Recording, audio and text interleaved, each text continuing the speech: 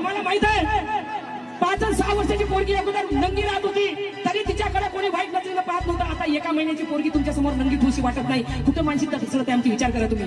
2 वर्षाच्या पोरीवर फाशी द्या, फाशी द्या, फाशी द्या. कसं सरकार फाशी देईल? हे मोदी सरकार फाशी देईल का? मी तर म्हणतो इमानदारीच्यानं सांगतो, कोण्या पोरीवर कोण्या माय बहिणीवर पेक्षा ना या देशाचा मुख्यमंत्री जो आहे ना देवेंद्र फडणवीस त्याची बायकोला माल बनवून फिरते. बायको हा व्हिडिओ बनवायला मला थोडा उशीरच झाला, पण या मुद्द्यावर बोलणं खूप गरजेचं होतं.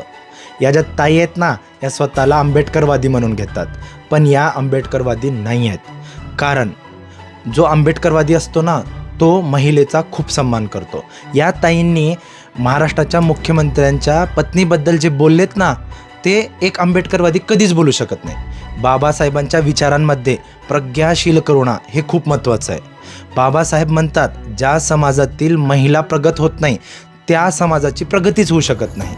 आंबेडकरवादी विचारांमध्ये महिलेचा सन्मान हा सगळ्यात जास्त महत्त्वाचा असतो, ती महिला विरोधी पक्षातली का असेना. त्यामुळं या ताईंनी जे वक्तव्य केलंय ना ते वक्तव्य निषेधार्थच आहे.